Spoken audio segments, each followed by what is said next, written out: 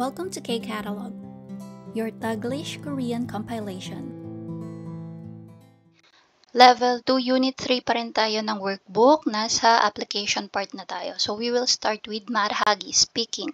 사비 sa number 1, 다음 대화를 듣고 빈칸에 알맞은 말을 쓰세요. So, pakinggan daw natin yung conversation and isulat daw natin yung tamang sagot sa blank. Okay? Listen to the conversation and write the correct answer on the blanks. Ayan. So, 그리고 말해보세요. And then, try to practice speaking. So, tingnan natin, pakinggan natin pala. 말하기 1. 다음 대화를 듣고 빈칸에 알맞은 말을 쓰세요. 그리고 말해보세요. 1. 한국 사람들은 무엇을 타고 회사에 가요? 지하철이나 버스를 타고 가요. 2. 잠시드 씨가 누구예요? 저기 모자를 쓰고 구두를 신은 남자예요. 3. 삼계탕을 먹어봤어요? 네, 한국 친구 집에서 먹어봤어요. Ayan, no? So, try nating pakinggan ulit kasi na-miss ko yung number 2 habang sinusulat ko siya. And then, i-try na rin nating confirm if tama ba yung mga sagot ko sa una.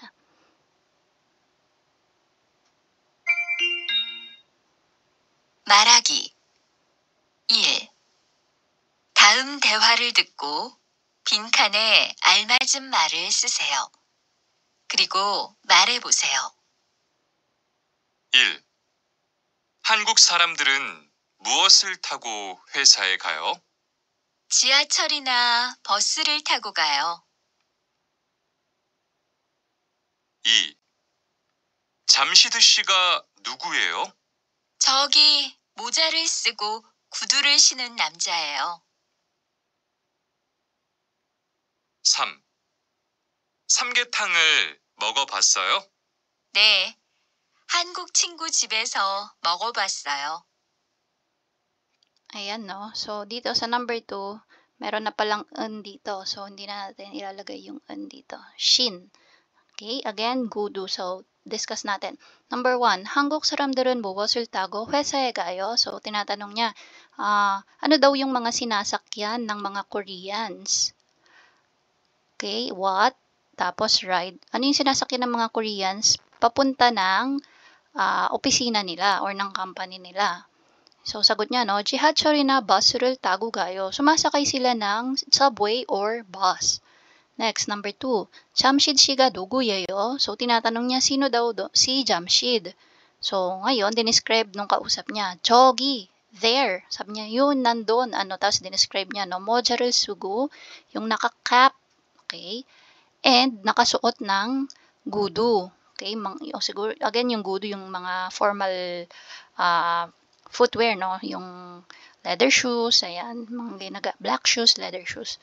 Sabi niya, yun, yung nakasuot ng cap, tsaka leather shoes, na lalaki, sabi niya. Shi는 남자예요. Okay? So, dito, na-review natin yung mga kailangang words na dinudugtong natin kapag may gusto tayong sabihin na bagay or damit na sinusuot natin sa katawan natin. Again, for moja, 쓰다, okay, and then for gudu, 신다. Yan. Number 3, 삼계탕을 먹어봤어요. So, tinatanong niya experience if na-try nang makakain ng samgyetang. Sagot niya, 네, 한국 친구 집에서 먹어봤어요. Yes. So, 한국 친구, Korean friend, 집에서, at the house. So, okay, sa bahay daw ng kanyang Korean friend ay na-try niyang kumain ng samgyetang. Yan. So, that's for 말하기. Now, let's go to listening. For listening, number 2, sabi, 다음을 듣고 물음에 답하세요. So, makinig daw, listen, and answer the question. So, 물음, question. Yan. So, sabi sa number 1, 이것은 어떤 방송이에요? 방송 means announcement. Okay? Ayusin ko yung spelling ko, hindi ko mabasa. Announcement. Yan.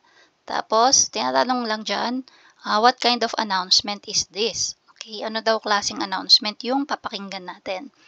And then, number 2. So, this one, 들은 내용과 같으면 동그라미, 다르면 X 하세요. Just simply true or false yan. Okay, so pag tama, circle. Pag mali, X. Sabi sa number 1, 아이는 분홍색 원피스를 입고 있습니다. So, 입고 있습니다, wearing. 아이, child, yung bata daw. 분홍색 one piece. So, 분홍색 is pink, tapos yung one piece is dress. Okay, yan daw ba yung suot ng bata? Pink dress. Number 2, 아이를 2층 화장실에서 잃어버렸습니다. So, yung 잃어버렸습니다, from the word 잃어버리다. Okay, ano yung ibig sabihin ng 잃어버리다? It means to lose or nawala. Okay, nawala mo or nawawala. Okay, sabi niya, 아이를 2층 화장실에서. So, sa second floor daw na bathroom or CR, nawala yung bata. Ayan, kasi naka-past form na siya, no? 잃어버렸습니다. Nawala yung bata. Number 3, 아이는 하얀색 운동화를 신고 있습니다. 신고 있습니다, wearing ulit yan. So, sa Korean, sa mga Koreans, madami silang word for wearing. Depende sa kung saan mo sinusuot, no? So, 아이, again, yung bata, 하얀색, white, 운동화, sneakers. Okay, yun daw yung suot niya sa kanyang paa, yung white sneakers. So, tingnan natin, pakinggan natin yung, bangsong or announcement. 듣기 2. 다음을 듣고 물음에 답하세요.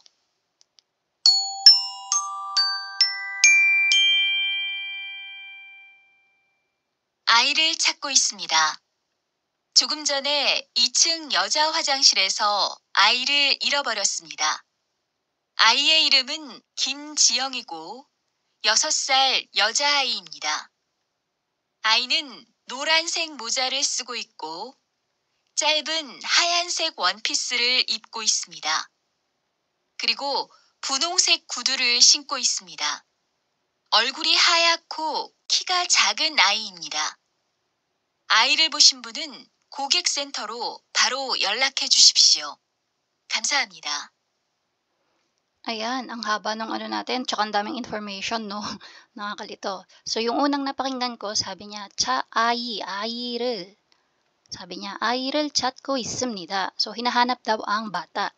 Tapos, sabi niya, 2층 yung natatandaan ko, no? So, 2층, yusin natin yung sulat. 2층. Tapos, 여자, 화장실.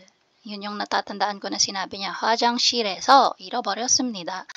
Tapos, ang pangalan is Kim Ji-hyun ba? Hindi ko matandaan. Parang Kim Ji-hyun yata. Anyway, pakinggan ulit natin yan. So, ilang taon? 6 years old daw. 6살 여자아이, sabi niya. Tapos, ano pa yun? Yung bandang huling part na is dinescribe yung suot niya, no? Nung bata. Sabi, 노란 모자를 쓰고, sabi niya. Tingnan natin kung tama yung natatandaan ko, no? Tapos, hayan one piece. Sabi niya, hindi lang siya basta puti. 짧은, sabi niya, maiksi daw.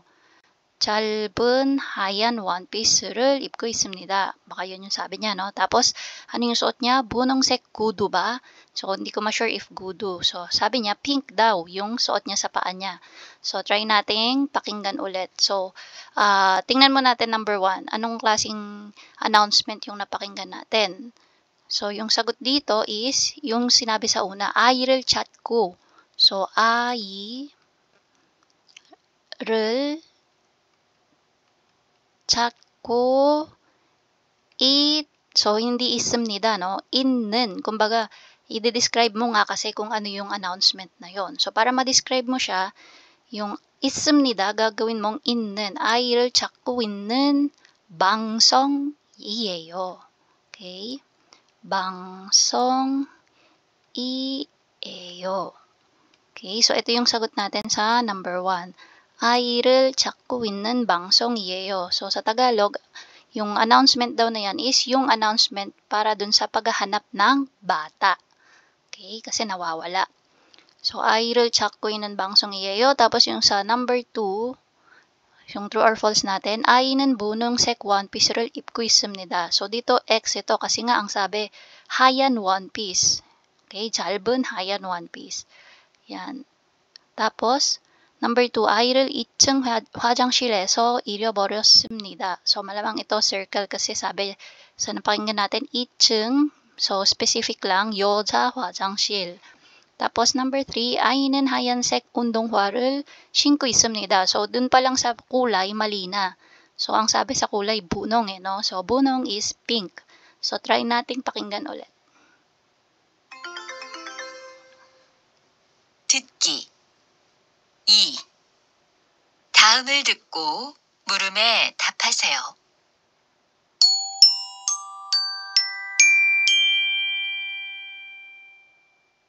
아이를 찾고 있습니다.